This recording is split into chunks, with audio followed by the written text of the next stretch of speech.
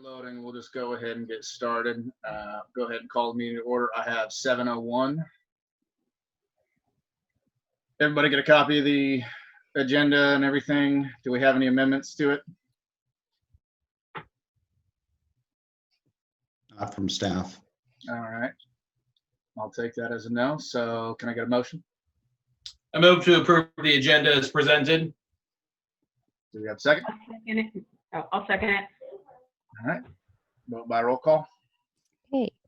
Counselor Bambrick, Here. Counselor Caceres, Aye. Counselor Seha, Aye. Counselor Ecclestone, Aye. Counselor Purdy, Aye. Mayor Clevenger. Aye. Motion passes unanimously. All right. So first we have presentation on the mixing zone study report. Yeah, that's right. Okay. Yeah, That's me. I'm Yep. going to kind of let Chris from West Tech Engineering. West Tech Engineering is our engineering firm of record, and we've contracted with them to conduct the mixing zone study and to help us put together a capital facilities plan for the wastewater treatment facility. We also have Matt Etzel from Public Works, kind of our leading staff member with wastewater management. And so he's been working closely with West Tech on this project. So we have both of them on there on the video. Chris is going to go ahead and lead the presentation. And then if you have any questions, Matt or I will try to follow up. Okay, thank you. So yeah, my name is Chris Brigado. I'm with West Tech Engineering. We're the city's engineer of record. We've been retained to prepare the mixing zone and do the facilities plan for the wastewater system. And so today I'm just going to talk about the mixing zone study, which is part of a bigger wastewater project. So I'm going to try to talk about it in that context and how it fits in. So real quick, I'll go through some background information just to update you folks on some critical items with your wastewater system. So during the winter months, all of the wastewater is treated at the treatment plant and discharged to Beaver Creek. Okay, Beaver Creek is a relatively small stream. When you look at some other streams that communities discharge into, Beaver Creek is on the small side. That creates problems for the city. One of the problems is manifested in that the city in your discharge permit has a ammonia limit in your discharge permit, which is not universal. Not all cities have ammonia limits. Usually wastewater is regulated for organic content, solids content, and disinfections required, and only ammonia is regulated if there's a reason to, like you have a small receiving stream. The city is unable to meet the ammonia limit, so you're not in compliance with your discharge permit that's issued by the state, and you haven't been since that ammonia limit was added to the permit, because the lagoon treatment facility that you have just does not remove ammonia. Just the biology of the way those things work, that doesn't do a good job of removing ammonia. So the only way you can meet your permit limits for ammonia is to build something, okay? And that's what the wastewater facilities planning process is all about, is to figure out what that something is. So recognizing that you can't snap your fingers and build something that's going to be fairly expensive, DEQ and the city have executed a mutual agreement and order, an MAO, which is basically a contract between the city and DEQ, where DEQ agrees not to assess the city penalties for violating the ammonia discharge criteria in your permit. In exchange for that, the city is on a timeline to make improvements. And there's a series of intermediate steps you have to do with milestone dates. And if you don't make those milestone dates, the city then is open for fines from DEQ. One of the early milestones study. Okay. Okay. That's where we're at. The mixing zone study has been done. It's been submitted to DEQ. And that's where we're at in the process.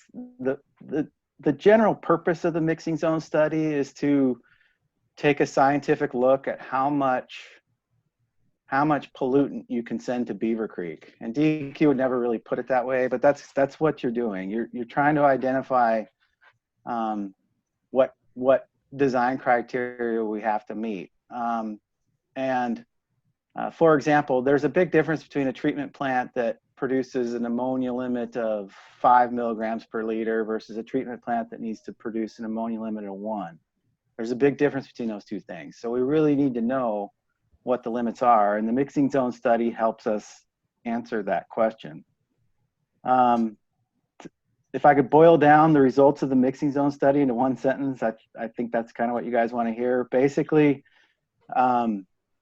what the mixing zone study showed is that in order to discharge the amount of water that the city is going to need to discharge 20 years from now, because you always design these plants and these things for 20 years out. You don't want to build something today and have it be, 5 years down the road undersized. You always build some reserve capacity into these facilities. So if you look at project the flows that you're going to need to discharge in 20 years, in order to do that into Beaver Creek, the city needs to produce effluent with an ammonia concentration less than 1 milligram per liter. Okay, so that's a pretty clean effluent, and there's a couple different ways to do that, but it can be done. So that is sort of one of the major goals that the treatment plant needs to meet. And as we're evaluating alternatives in the treatment plant or in the facilities plan, we're going to be looking at alternatives that get you to that point of being able to produce effluent with ammonia concentration of 1 milligram per liter.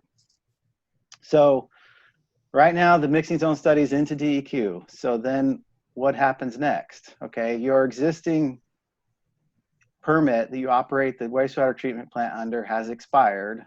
It expired in, I believe, 2013, and it's up for renewal. And so that the ball is in DEQ's court with respect to that renewal. And some, but not all of the milestone dates in the MAO are paused until DEQ issues a new permit.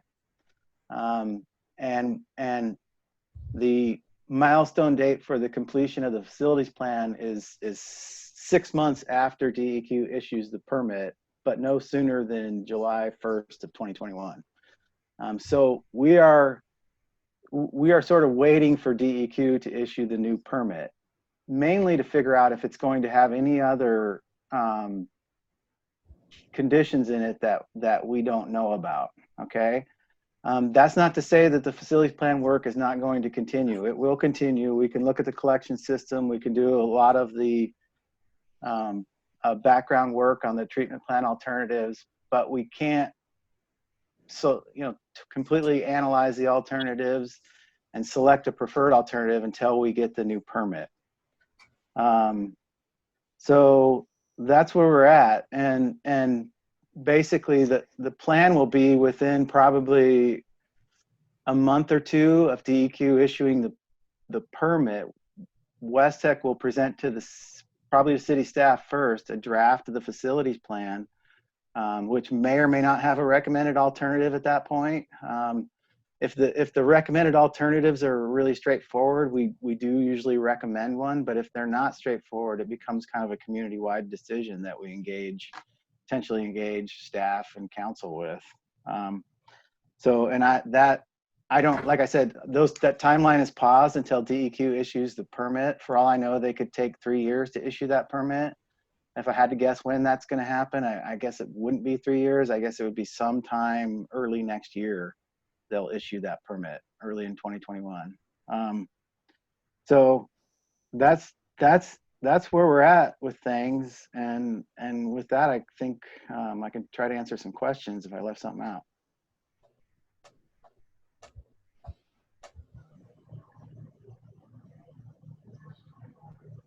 Does anybody have any questions? If there are no questions, Mayor, I've got a couple of things that I'll just add to that. Go for it, Ron. Yeah, so a couple of other things that we're doing just to keep council up to date on some of the technical stuff. One of the things that we needed to do, and I think it's embedded in your public works staff report, was a sludge analysis. I don't believe the sludge has ever been removed from the ponds, so it's been building up a little bit. One of the recommendations from DEQ staff as we were going through the MOA was that we would use an enzyme that possibly could help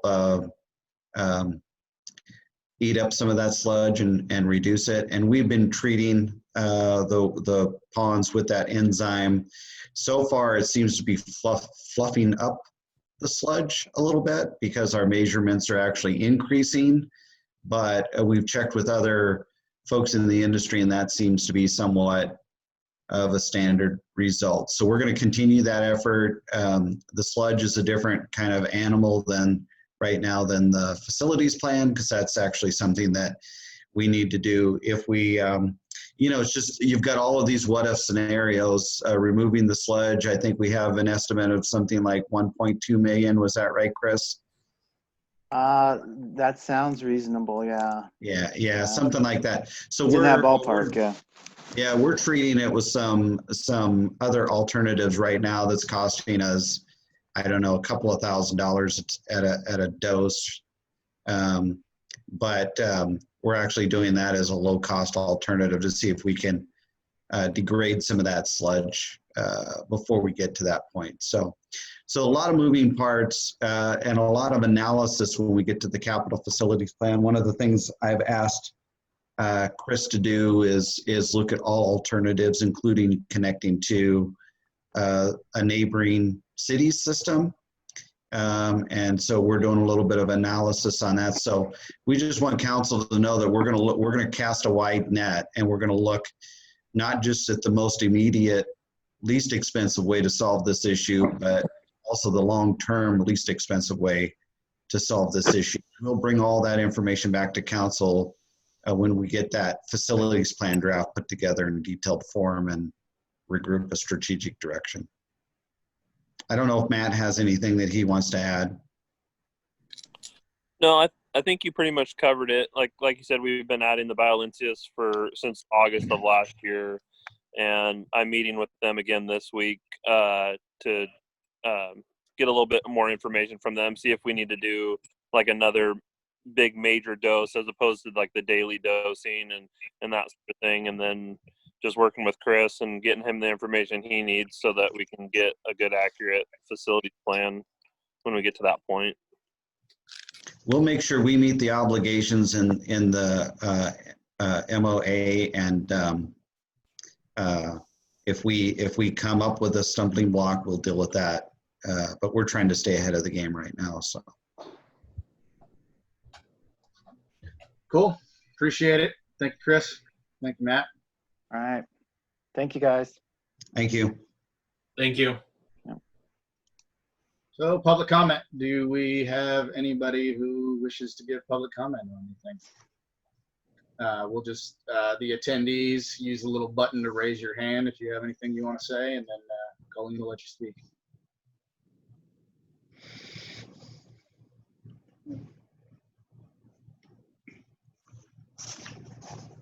I see nothing. We will go ahead and move on. Consent agenda. Everybody have a chance to read through the minutes. Did anybody have any issues, corrections, clarifications, anything at all on that? Cool. We got a motion? I'll move that we accept the consent agenda as presented. We have a second? Seconded. All right. Vote by roll call. Hey, Counselor Van Breck. Aye. Counselor Caceres. Aye. Counselor Seha. Aye. Counselor Ecclestone. Aye. Counselor Purdy. Aye. Mayor Clevenger. Aye. Motion passes unanimously. Boy, I can't talk tonight. Unanimously. All right, no public hearings, no old business. New business, we have Resolution 14-20, resolution of the City of Aumsville, Oregon, establishing a community support program in response to the coronavirus COVID-19 outbreak using the city's CARES Act funding allocation from the state of Oregon.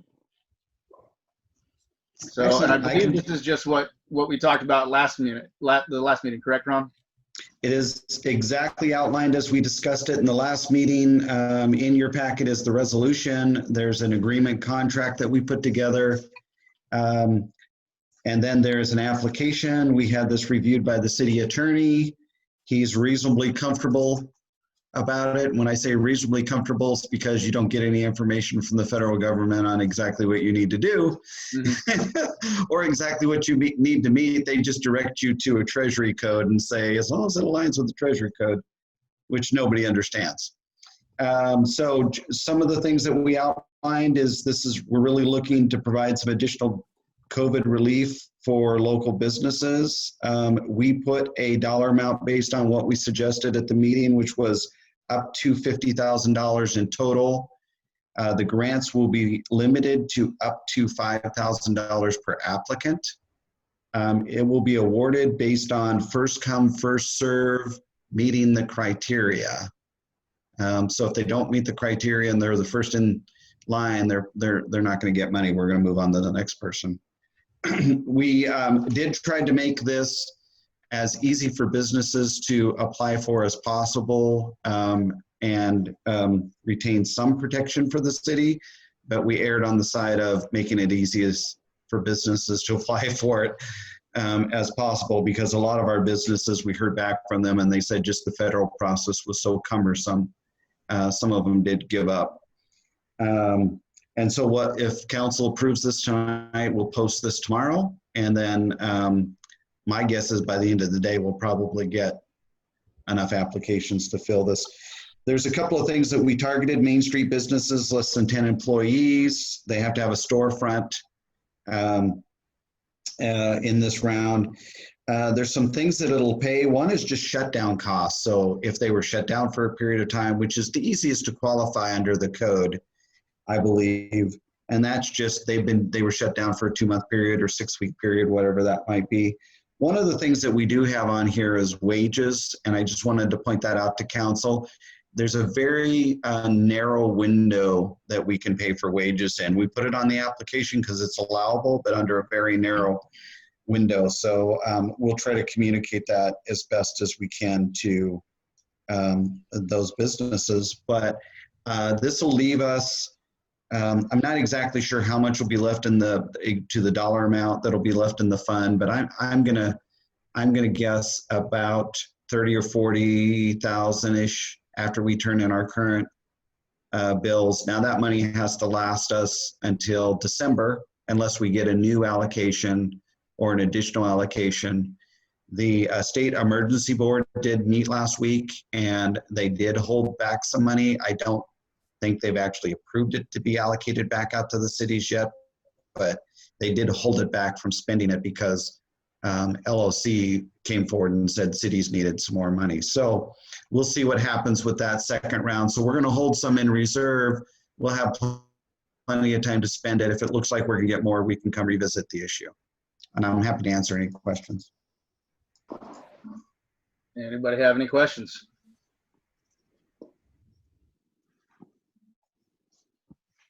Do we have a motion? I move to approve Resolution 1420, a resolution of the City of Aumsville, Oregon, establishing a community support program in response to the coronavirus COVID-19 outbreak using the city's CARES Act funding allocation from the state of Oregon as presented. Do we have a second? I'll second that. Go ahead and vote by roll call. Okay, Counselor Bambrick, Aye. Counselor Caceres, Aye. Counselor Seha, Aye. Counselor Ecclestone, Aye. Counselor Purdy,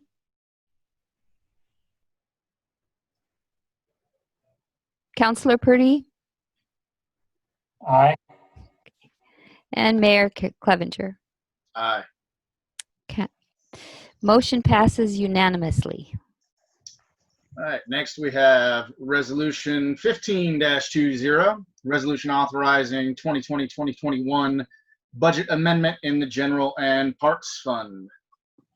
And this is just a budget amendment that authorizes us to accept the total grant, which is $121,404 and a little change, and then to expend that. Now, obviously, it's a reimbursement grant, so we'll be spending it in advance and then reimbursing the general fund back. The reason why we put a small amount into the Parks Fund is we already billed against this grant and we're reimbursing that fund for that one line item.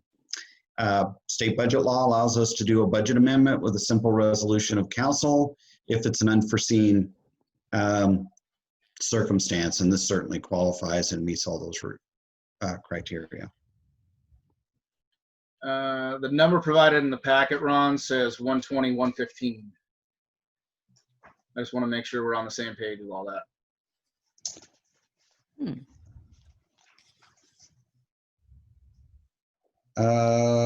So the number, it's 121,404. So there's two numbers, 120,115 and 1290. You add those two together. Okay. And that would give us the right amount. Okay. Anybody have any questions? Do we have a motion?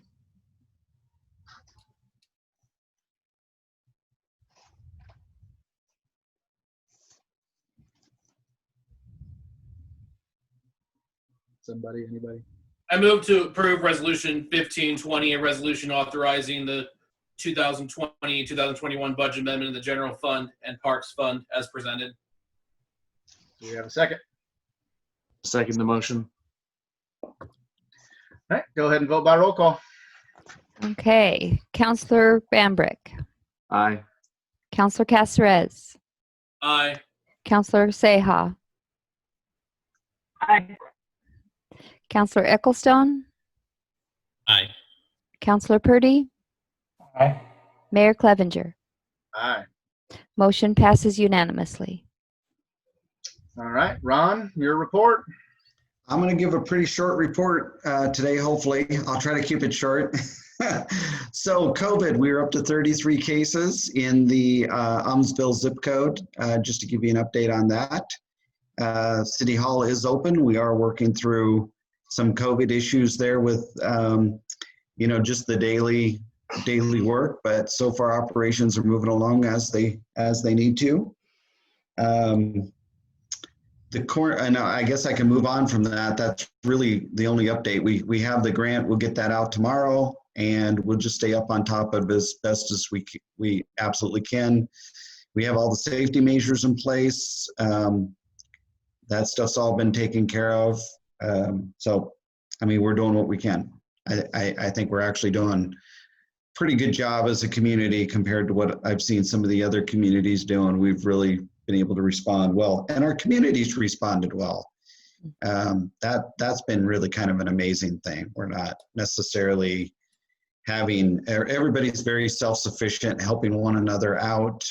And that's just really nice to see, and it actually lightens the burden on us a little bit as a city. So moving on to the Corn Festival, we're all set to go for Saturday. I spoke to the corn grower today. He made me real nervous last week, but today he said, I'm picking corn. Then he said, what was it that you wanted exactly? He's kind of a funny guy. So he has plenty of corn down there. And so we're all set for that. We've got a few volunteers. Council's welcome to come out on Saturday. If you want to hand corn out to people, you're welcome to just show up, or if you have a set time, let Colleen know, and we'll plug you into that schedule. We'll have masks and gloves on site, so everybody will be wearing a mask. We have some disposable ones that are very breathable. We'll have our tent set up, so we're in out of the heat, distributing the corn.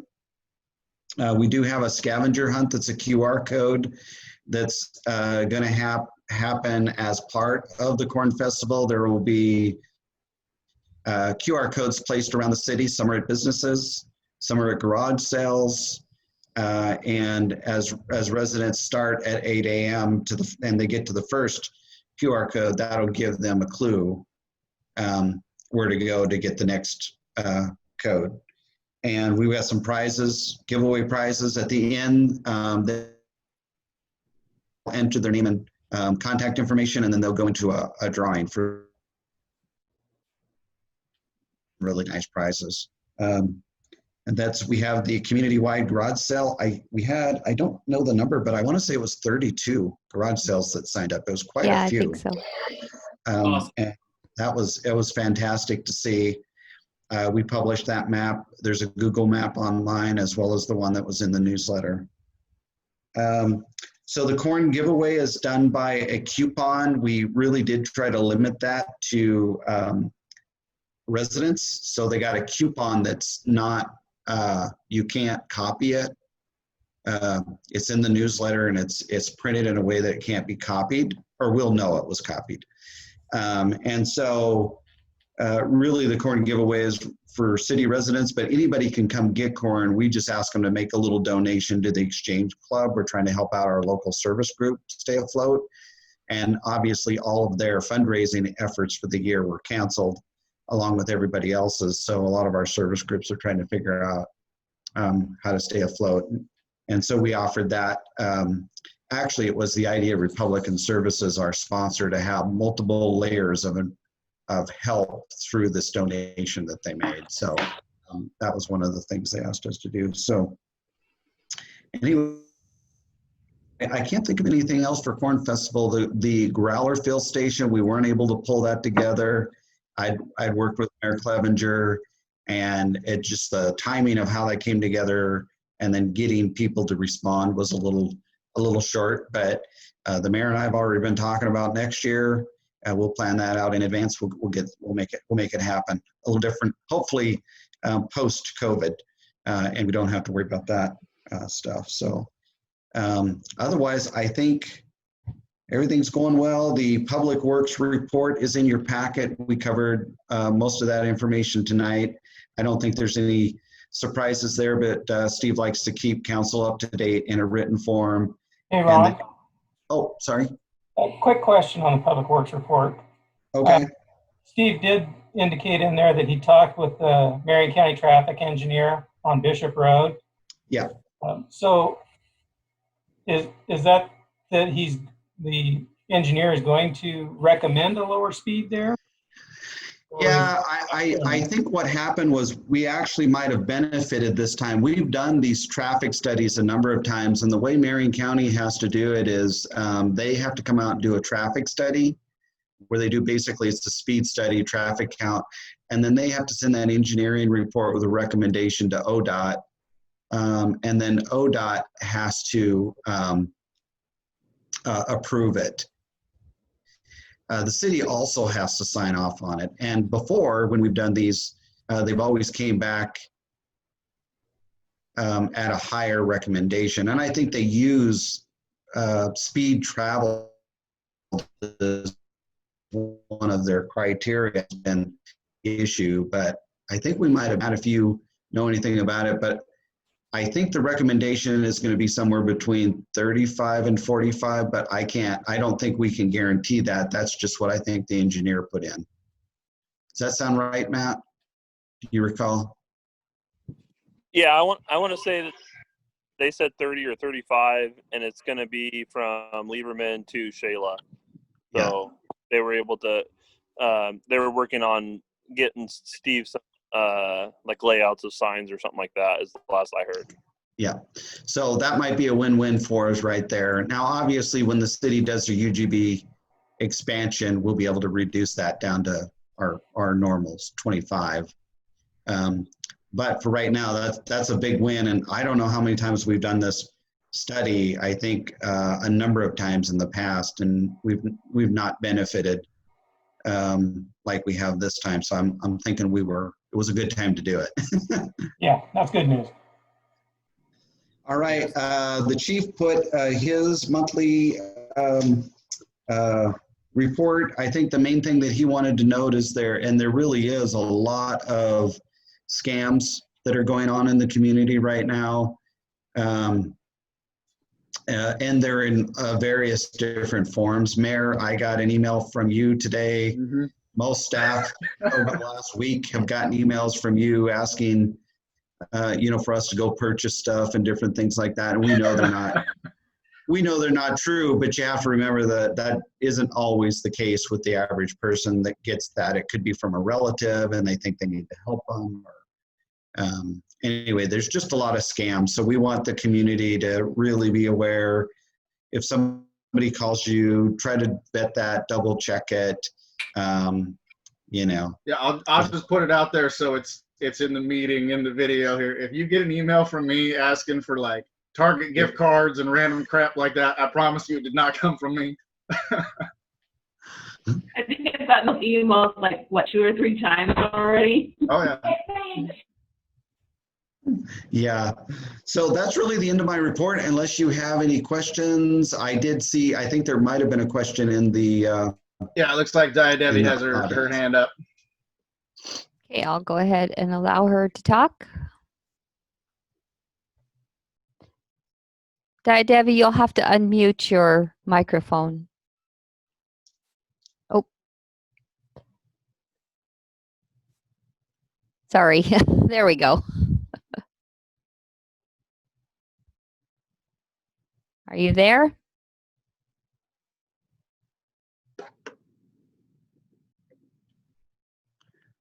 Maybe she can type it in to the chat. We're not hearing anything from you, so if you can type it into the chat, that might work.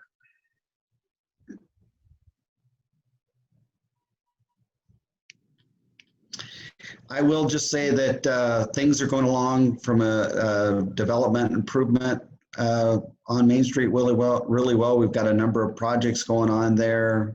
We have some drawings to bring forward to council, probably at the next meeting or the one after, with some landscaping layouts for First and Mill Creek. See what else, and we're working on the small market village for next year for the Saturday market and the events. We're putting together a design. I do think we're going to get all of our grant money for that, so that's going to work out just well for us, and we should be ready to go for the next season. So a lot of good projects working their way to fruition. So just wanted to make a quick comment, Ron.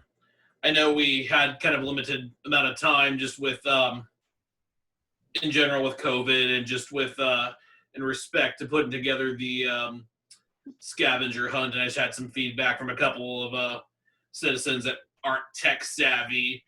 They don't have smartphones. Just if we can maybe next year, see if we can maybe do like an insert or maybe a cutaway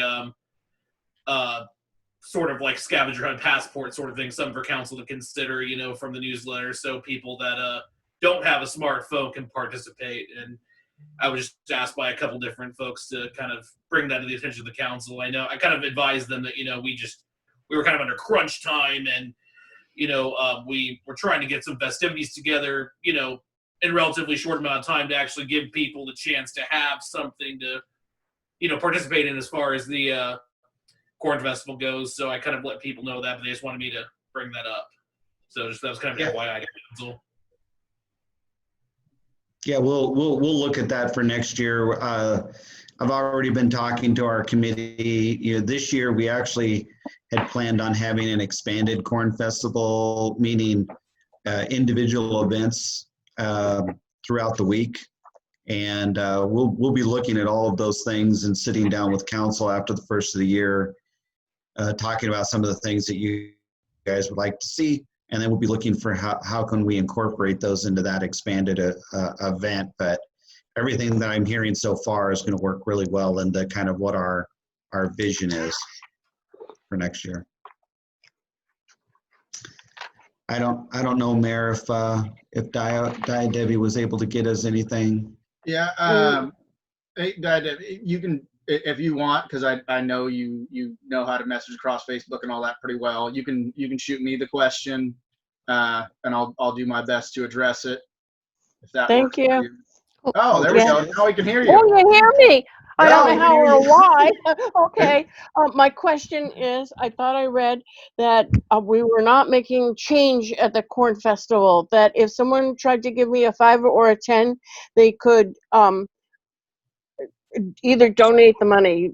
How Yeah. firm am I on that, or is it lax? Like, would you like to donate it? And I'd like to ask if we can have a can bag out there so that while these people are waiting in their car or online to get their corn, if they have any cans in the car, we could use them for, recycling. Yeah, Diet Debbie, not a bad idea, but honestly, we didn't really plan for that because we're trying to do as much of a low contact event as possible this year. And so, yeah, I don't think we're not making change with folks. We can give them extra corn if they want a few extra dozen or something. We should have plenty of corn. Okay. And I'll talk to the crew. I'll go through a little bit of a quick training that morning before we actually start taking donations. Thank you. All right, thank you. Are we gonna make a statement like the day before and the day of, or actually like 2 days before and the day of, and Yeah. make sure the town is well informed that we're not going to be giving out change? Yeah, we're going to be blasting all this week. As a matter of fact, I think Colleen's already got a series of social media things scheduled, and then I'll be doing some follow-up connections on the connections. So yeah, we'll be sending that out.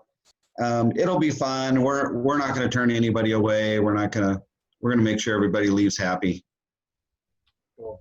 I'll do my best to address it on social media as well, since there's quite a few people that follow the Little Mayor page. Yeah, we've had a lot of people from outside the city that wanted coupons and things like that. And, typically I wouldn't necessarily worry about it, but just because this is just free corn, that's kind of all we're doing. We did limit it to the city folks, and then we said they could just give a donation. But corn's really expensive. Our suggested donation is $3 a dozen, and it's $1 an ear at the store right now. So that's a pretty inexpensive price for corn. And listen, if somebody comes up and they don't have any money, and they just say, "Listen, I don't have any money, but I want to get some corn," we'll be accommodating them anyway. So I think that's fair. All right. Well, that's the end of Ron's report. Counselors, anybody got anything for the group? I do, Mayor.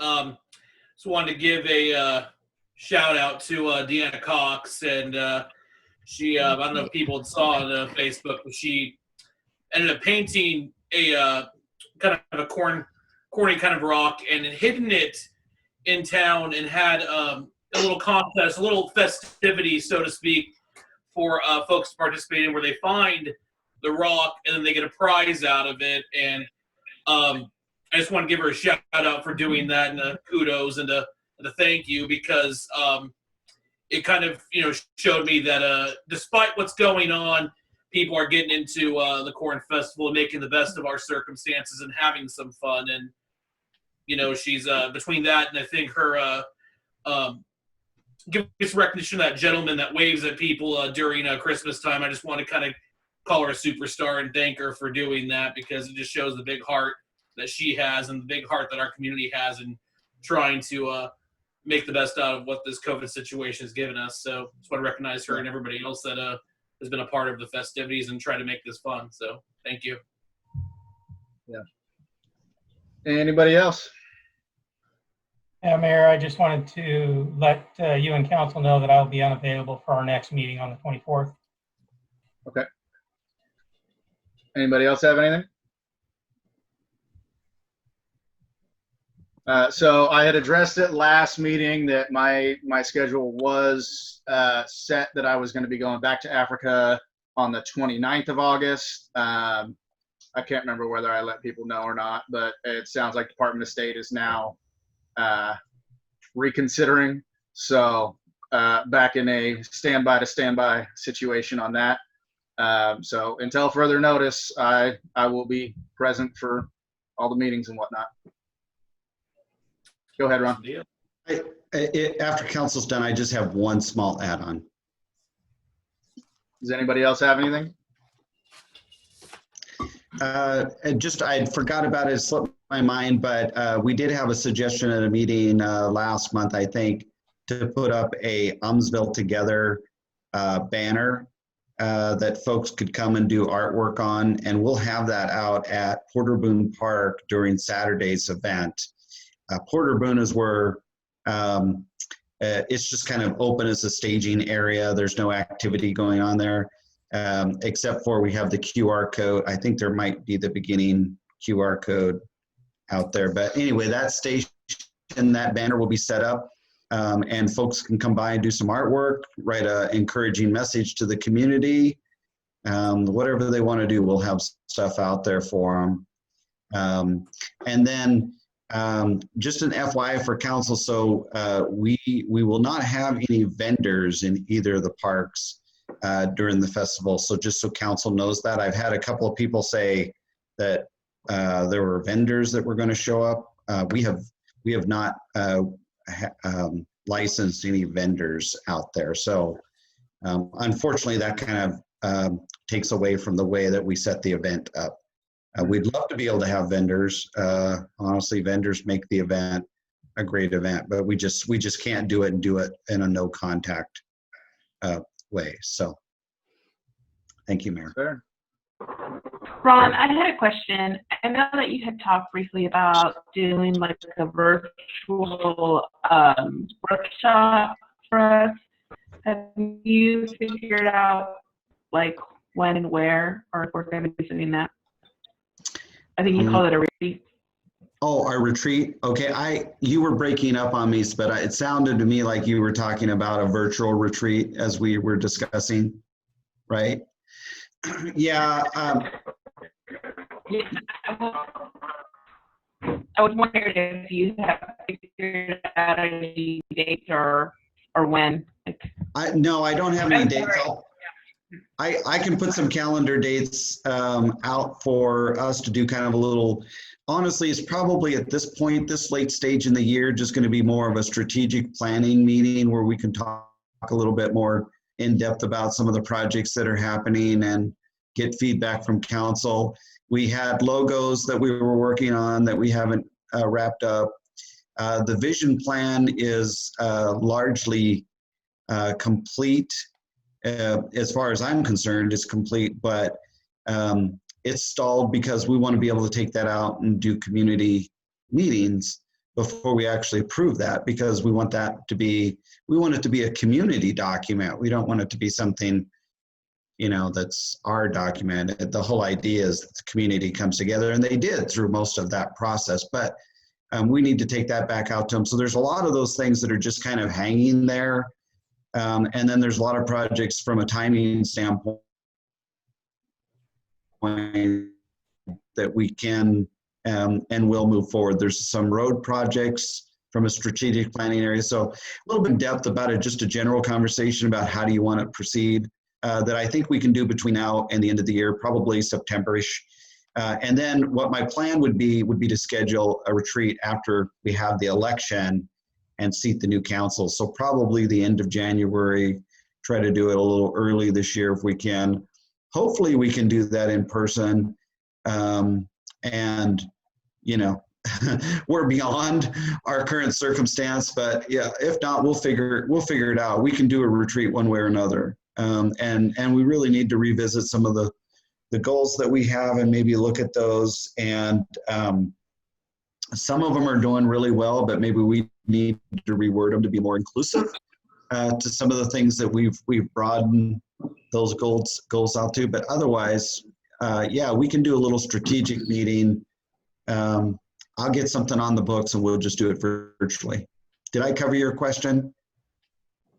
Okay. All right. Well, is there anything else? Seeing nothing. if we have nothing else, then we will go ahead and adjourn the meeting. I have 7:46. Thank you. Hey, guys. Yep. Have a good one, everyone.